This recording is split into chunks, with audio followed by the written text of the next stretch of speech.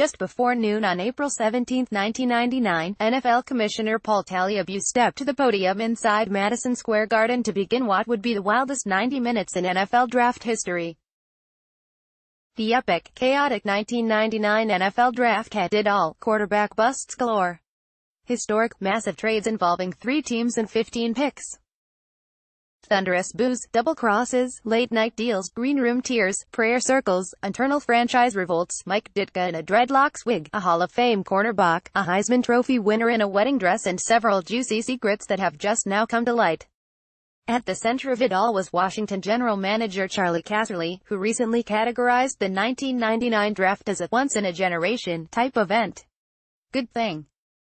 Because 20 years later, on the anniversary of the craziest hour and a half in NFL draft history, nearly everyone involved is still trying to make sense of what actually went down. NFL Commissioner Paul Tagliabue, good morning. Welcome to the National Football League's 64th Annual College Player Draft.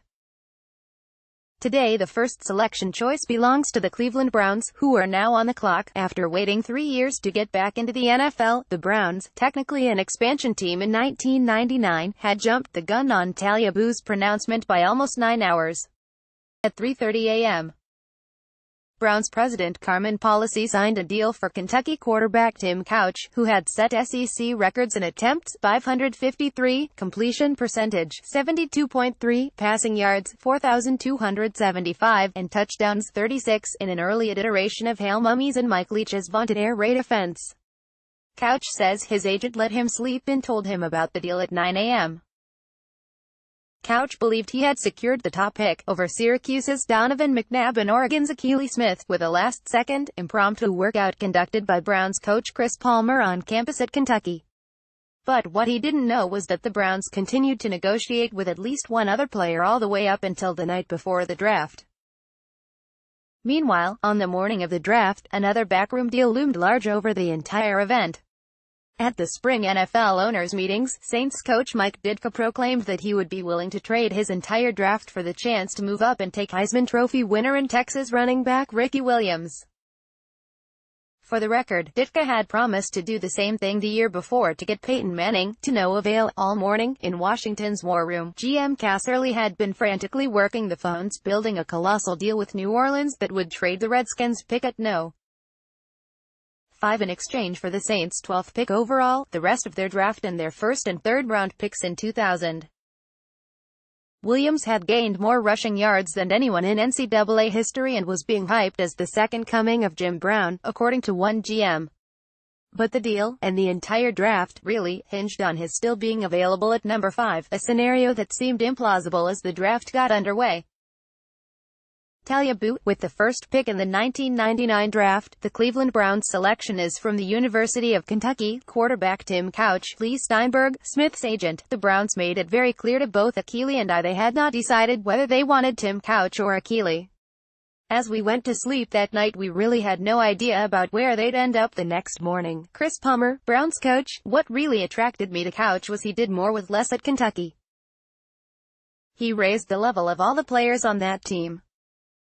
We were going to be young and we needed someone who would raise the level of play the same way with our players. Donovan was very good. Akili was very good. But Couch had that "I can make the guys around me better" factor. And that was really the deciding factor for me. Although, in the NFL, you know it's never done until it's done. Steinberg, I didn't hear from them early in the morning. So we were in New York and we walked into the brunch they prepare for all the draftees before the event begins. I think it was at the Marriott Marquis, and there was a TV on with ESPN announcing the Browns were selecting Tim Couch. That's how we found out. They just never got back to us. Bill Polian, Colts GM: you don't pay attention to anything written or said the week before the draft because 90% of it is smoke. Palmer: you throw these young quarterbacks to the wolves and there's a learning curve. If you're a quarterback and you go nose 1, 2 or 3, you're going to a team that's missing a lot of parts and you need time. We needed time to fill those parts in. As a rookie, Couch was sacked a league-high 56 times. He never fully recovered his confidence or his nerve and was out of the league by 2003. He finished 22-37 as a starter and threw for 64 touchdowns and 67 interceptions, but did manage to lead the Browns to the playoffs in 2002, the last time Cleveland made the postseason. A better running game certainly would have helped take the pressure off Couch. After a pre-draft interview with Williams, the Browns were smitten with the Texas running back and thought he would be a force in bad weather games on the shores of Lake Erie. Amid the euphoria inside Cleveland's war room after the Couch pick, the Browns discussed using a huge package of picks to obtain the 4th or 5th overall choice in order to beat New Orleans to Williams. Palmer, we liked Ricky and thought he was a very good player. We understood what Ditka saw in him. In year 1, we were going to get the offense as strong as we could, and in year 2 we would address our defensive needs. We needed a running back. It was war room chatter. We didn't really have enough ammunition and we didn't want to give away next year's picks, so it never materialized. We never really got to first base with that one. In Philadelphia, Mayor Ed Rendell proclaimed that the Eagles should draft Williams with the 2nd pick overall. Whipped into a frenzy by local sports radio, a horde of face-painted Eagles fans had packed Madison Square Garden for the draft, and with the Eagles officially on the clock they began chanting, "We want Ricky. We want Ricky." Tagliabue. With the 2nd pick, the Philadelphia Eagles select Donovan McNabb, quarterback, Syracuse University. Steinberg. The boos were thunderous. I mean, the walls in the green room shook. The biggest action of the day was the booing of Donovan McNabb. Joe Banner, Eagles president: "We took Ditka seriously when he said he'd trade his whole draft for Williams, but we didn't think it was much of an offer. If you had a star QB on the board that you think can lead your team for the next decade or so, getting someone's whole draft is not that compelling an offer." It sounded big and dramatic, but when you break it down it was 2 picks that were likely to produce players and then a bunch of low-percentage picks. Look at what the Rams gave up to get Jared Goff: 2 1s, 2 2s and 2 3s. It was a very quick discussion and it didn't even tempt us for 5 minutes. McNabb to Jess Network in 2016, "They booed me in the beginning when they introduced everyone in the green room and I thought it was pretty funny." Banner, "You felt for Donovan and his family. People booing you during a moment you've been dreaming about for most of your life is harsh. I've talked to Don about this and he downplays how it affected him, but I feel like I know him well enough that what could have been one of the most joyful moments of his life was stolen away. He was deprived of a huge thrill that he deserved and it's hard to not have any feelings about that at all." McNabb to Jess Network, "That's how I've been through life. I'll smile, take into account what happened and put it in the back of my mind and prove you wrong." Banner, "We were chuckling to ourselves inside the building a bit because if people knew that not only are we not picking Ricky over Donovan, we don't even have Ricky rated as our top running back, that probably would have had our fans set the city of Philadelphia on fire. If there's a better evaluator of quarterbacks than Andy Reid, I can't figure out who it could possibly be. Had we picked the wrong quarterback or, frankly, either of those running backs, the next decade of the Eagles' history would have been completely different." Only 2 years later we had a streak of going to 4 straight championship games. We had a good team. But without Donovan that would not have happened. That day, in the limo ride from the draft in New York to Philadelphia, the Eagles knew they had made the right choice when McNabb loosened his tie, opened up Reid's massive playbook and began studying the chapter on cadences. It wouldn't be long before he supplanted the current Eagles starting quarterback, Doug Peterson.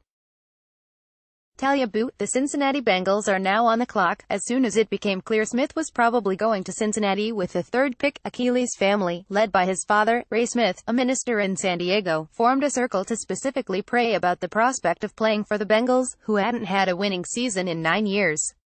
Smith would be the 5th first-round pick of the Bengals, represented by Steinberg, and his relationship with Bengals owner and GM Mike Brown had been, at times, contentious. Brown did not respond to an interview request. Steinberg, "I always felt Mike Brown's presence in Cincinnati was sort of life's way of telling me life was too easy. If I ended up representing astronauts, Mike would have somehow ended up commissioner of the moon.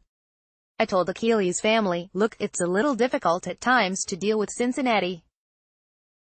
Mike Brown considers himself in an alternative reality in terms of player compensation, but the consensus after the prayer circle was, if it's God's will to go to Cincinnati then they'd be fine going to Cincinnati." At the start of the college season, Smith's goal had been to get a rookie free agent contract with an NFL team. But after throwing for 3,763 yards with 32 TDs against 8 INTs, Smith had a spectacular pro day workout that left scouts oohing and aahing, making him one of the fastest risers in draft history. But after several minutes with the Bengals on the clock, no word had come yet about Cincinnati's selection. Steinberg, draft time is not real time. It's water torture time. Every second seems like a minute and every minute seems like an hour. Waiting can be excruciating. So you're sitting there and you're asking yourself, why are they waiting until the very end if they already know who their pick is going to be? And clearly it's because they are entertaining trade offers, worried that the Colts would take Williams with the 4th pick. Ditka and the Saints had offered Cincinnati all 6 of their picks in the 1999 draft along with their 1st and 3rd round picks in 2000. The Bengals countered by asking for all the Saints' 1999 picks plus their first-rounders in the next 3 drafts. Tagliabue, with the 3rd choice, the Cincinnati Bengals select Akili Smith, quarterback, University of Oregon, with the top 3 picks all being used on quarterbacks, and 5 total taken in the first 12 picks. There was speculation by the ESPN crew covering the draft on TV that the 1999 QB class would rival the famed 1983 QB class that include John Elway, Jim Kelly and Dan Marino. Mike Brown, in 2000, if Akili pans out, I'd rather have him than all those other guys. I know this, we weren't the only team that didn't take the trade. It's all going to come down to Akili. If he works out, then it was the right thing. As Steinberg feared, the negotiations with Brown dragged on. Smith held out for 25 days and ultimately managed just 17 starts and 5 career passing touchdowns. Out of football after 4 seasons, he's considered one of the biggest draft busts in history. Tagliabue, the Indianapolis Colts are now on the clock. 48 hours before their pick, the Colts had thrown the 1999 draft into chaos by trading future Hall of Fame running back Marshall Faulk to the Rams.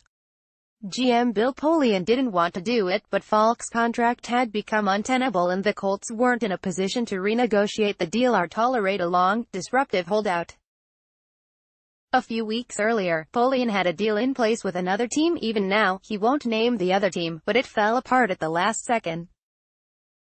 Given his concerns about that happening again, when the Rams offered a 2nd rounder and a 5th rounder, he jumped at it.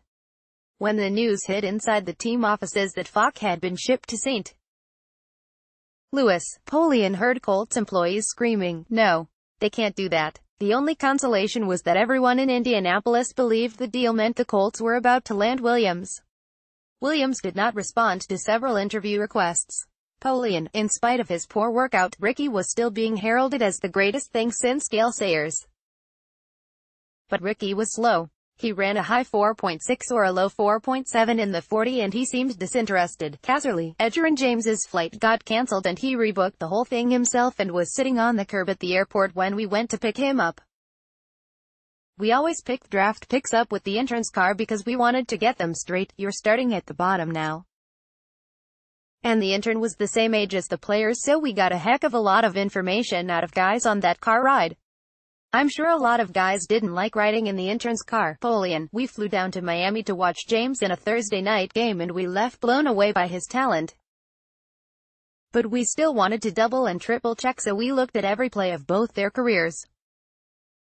It was weeks of film work to do that, and everybody came away knowing who was the better choice. Casserly, that morning I called Polian and I asked him point blank as a friend, who you gonna take at running back, and he wouldn't tell me. Polian, I learned a valuable and powerful lesson from that draft. Stick with your convictions, stick with the process, let the board speak to you and make the decision that's right, not the decision that's popular. Tagliabue, with the 4th choice in this draft, the Indianapolis Colts select Edgerrin James, running back, University of Miami. On the broadcast, waiting by the edge of the stage expecting to be called, a stunned Williams could be seen mouthing the word, "Wow," and then dropping his head.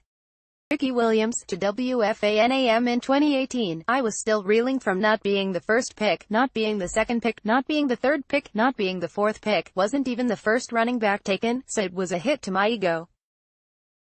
I probably would have done more with Peyton Manning as my quarterback, but it was still a great pick and James will probably be in the Hall of Fame. Polian, there were actually people on the business side of our building yelling and carrying on, making plain the fact that they thought it was a crazy decision. Our PR people came in and said the phone lines are burning up. The funniest line of the day came from our personnel director Dom Anile, who flipped the keys to his car to Tom Telesco, a scout, and said, "Hey Tom, go start my car." I said, "I'm not going home, I'm staying right here. The office is the safest place." We all had a good laugh, with people joking that the fans were going to storm the building at any second. Tagliabue, there has been a trade involving this fifth pick in the draft. Casserly, when Ditka announced that he'd trade his whole draft for Ricky Williams, I called him on the Monday right after the league meetings and said, "Put us in line." We kept in touch all spring with the Saints. You have about a 33% chance for success with third-round picks, fourth round is 25%, fifth round is 20%, and sixth and seventh rounders are about 9% long shots. So getting their first pick next year and their third was the basis of the whole deal from our end. Williams, to Jim Rome in 2019, trading away the entire draft. I was a really good college football player, but it was just hard for people to make sense of that deal. In real life, Casserly, the morning of the draft I called Saints GM Bill Kuharich and confirmed that we had the basics for the deal. The backdrop to all this was the Redskins were being sold, and so none of us knew if we'd even be around tomorrow. I called John Cook, who at that point was still running the team, and he said, "We all know none of us may be here next year, so do what's best for the team. Take the deal." I told our scouts we'd move back up if we could, but if not, we liked future Defensive Rookie of the Year, Javon Curse at 12. As soon as Kuharich confirms the deal, I start calling everyone in front of us to move back up. Chicago is the only team to agree. The deal breaker for the Bears was UCLA quarterback Cade McNown, so I just went through what everyone else was gonna pick with the info I had gathered and explained to them that he'd still be there. So we agree on that deal, the third, fourth and fifth to move back to no. 7. Tagliabue, the New Orleans Saints are now on the clock. Ditka at the draft. Bill Kuharich has been on the phone for a week. I believe things are supposed to happen for a reason, and I think Ricky's supposed to come here. I love the kid. I love everything about him. He's what we need. We really need this kid. And I think he's gonna show everybody that he is the best college football player coming out, and I don't care about the other guys. Not everyone with the Saints agreed, but most were afraid to stand up to Ditka. At a pre-draft meeting described by the New Orleans Times-Picayune, Ditka went around the room and asked every scout if they'd trade their entire draft for Williams. Only 2 disagreed and said they wouldn't. Tagliabue, with the 5th pick in the draft, the New Orleans Saints select Ricky Williams, running back, University of Texas. Ditka, "We're gonna become a much better football team because of Ricky Williams. He gives us what Walter Payton gave us in Chicago." My plans for the rest of the day? Gone golfing. The next day, Ditka wore a dreadlocks wig and a Hawaiian shirt as he took the stage at a post-draft celebration in New Orleans. Represented by Masterpiece No Limit Sports, Williams signed a vastly undermarket, incentive-laden rookie contract. Before the season started, the running back donned a wedding dress and posed on the cover of ESPN the magazine with Ditka under the headline, "For Better or Worse." Williams, who has discussed battling social anxiety disorder, went on to conduct interviews during his rookie season with his helmet on. Williams, to ESPN.com in 2018, "I thought the magazine cover was nothing crazy compared to Ditka trading 8 picks for me. Ditka, we are going to win the Super Bowl. We got Ricky and he's the final piece to the puzzle. I really believe that." Instead, Williams' rookie season turned out to be the final chapter of Ditka's coaching career. Hampered by injuries and expectations, Williams rushed for 884 yards and 2 touchdowns in 1999. 1 week after the Saints finished 3-13, Ditka was fired and he didn't coach again. The Saints were so crippled by the deal that the next year they had to use $15 million in cap space to sign 27 free agents to upgrade their roster. Terry O'Neill, Saints cap specialist, to the Times-Picayune in 2009, "The Ricky Williams trade was really the death of the whole operation. That was the end of it all. The whole history of the Ditka regime would be worlds different if we would have just stayed right where we were and taken a quarterback." In hindsight, it was one of the most ridiculous deals in history. Williams, to Jim Rome in 2019, "The trade was an amazing gesture and something I'll probably be remembered for a long time, but it was too much, for the organization, for the team, for his coaching career, and for my time in New Orleans, to overcome, and it wasn't until I was shipped away, in 2002, to Miami until the Saints could move past it and move toward their first Super Bowl and I could move on and get my career going." It was a great story, but it was just tough to make it work. Traded to Miami in 2002 for 2 first-round picks, Williams was an All-Pro that season for the Dolphins. Over a career that spanned 12 years and included a year-long retirement, myriad suspensions for violating the NFL's drug policy, a stint as a vagabond world traveler and a season in the CFL, Williams rushed for more than 10,000 yards. Now an astrologer and holistic healer based in San Diego, Williams is pursuing his doctorate in Chinese medicine while selling cannabis-based herbal wellness products. Tagliabue, the Saint Louis Rams are now on the clock. After all his wheeling and dealing, Casserly says he was told by a member of the St. Louis organization that, down to the last second, the Rams were split 50-50 between bolstering the greatest show on turf with receiver Torrey Holt or taking defensive back Champ Bailey, the player Casserly desperately wanted. Tagliabue, with the 6th pick in the draft, the St. Louis Rams select Torrey Holt, wide receiver, North Carolina State. Casserly, we got lucky. Tagliabue, with the 7th pick, the Washington Redskins select Champ Bailey, defensive back, University of Georgia. Casserly, after I had secured the deal with the Saints, I picked up the phone and called Chicago. And now all of a sudden they want to change the deal. They wanted another 3rd-round draft choice. So I put them on hold and I told everyone in our draft room what was going on. Obviously, they were screwing us, to put it bluntly. They went back on their word. Something I never did on a trade. But the feeling in our draft room was we wanted Champ Bailey, so we're gonna make the deal. Bailey's selection solidified the importance of the shutdown corner as a team-building foundation piece in the current pass-happy era of the NFL. Eventually, the Bears did pick McNown at 12, one spot after the Vikings selected Dante Culpepper. Casserly, we loved Bailey. He was a legitimate two-way player at Georgia. He had so much raw athletic ability with long arms and the ability to catch the ball. Do you sit there and say we're drafting a guy who will go to more Pro Bowls at cornerback in the history of football and end up in the Hall of Fame? No. But we knew we were drafting the best defensive player in the draft with a lot of upside, and we knew that all the deals we did gave the Redskins 3 no. 1 picks the next season. And the next year, I was gone.